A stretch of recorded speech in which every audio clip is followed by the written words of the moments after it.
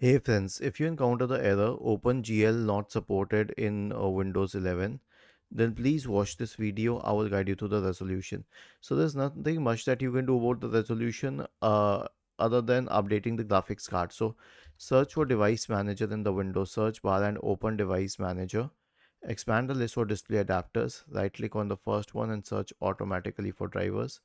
Right click on the second one and search automatically for drivers.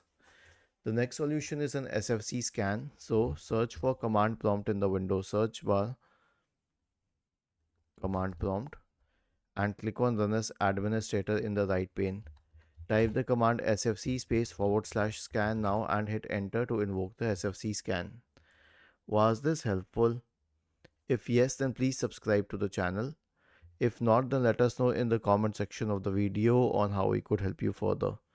Thank you for watching this video and have a nice day.